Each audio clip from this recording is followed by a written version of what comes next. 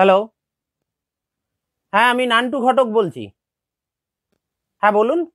হ্যাঁ আপনি ফোন করেছিলেন।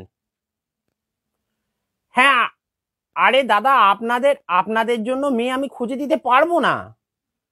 না না, আমি যতই বলি না কেন যে আমি বিশ্ববিখ্যাত 1 নম্বর লোক ঘটক হিসাবে, কিন্তু আপনাদের জন্য মেয়ে খুঁজে দিতে পারবো না।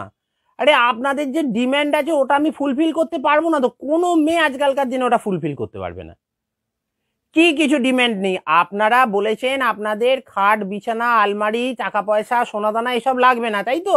সেটা আমি জানি, কিন্তু আপনারা বলছেন যে আপনাদের জন্য এমন মেয়ে দেখে দিতে হবে যে মেয়ে বিয়ের পর আপনার ছেলেকে ধরে মারবে না। দাদা ওইরাম মেয়ে এখন আমার হাতে নেই, আমি গ্যারেন্টি দিতেই পারবো না। না না, আপনার ছেলে একটু ভীতু একটু লাজুক টাইপের, আমি বুঝতে পেরেছি, ওই সব ছেলের বিয়ে দেওয়ার কোনো দরকারই নেই এখনকার দিনের মেয়েরা। না দাদা, ও মেয়ে আমার হাতে নেই। না না, আমি পারবো না, আপনি যতই টাকা দিন। আরে দাদা 1 লাখ টাকা কেন, আপনি 2 লাখ টাকা দিলেও আমি পারবো না ওই রকম মেয়ে দেখে দিতে। না না, আপনার ছেলের বিয়ে হবে না। ও ডিম্যান্ড রাখলে হবে না, আপনি খাট বিছানা আলমারি সোনা গয়না টাকা পয়সা যা চাইবেন মেয়েরা দিয়ে দেবে। না, কিন্তু মেয়ের বাবা গ্যারেন্টি দিতে পারছে না, বলছে সেরকম সময় বিশেষে মেয়ে বাবাকেই পিটিয়ে দিয়েছে, তো বর তো কোন ছাড়, হবে না বিয়ে।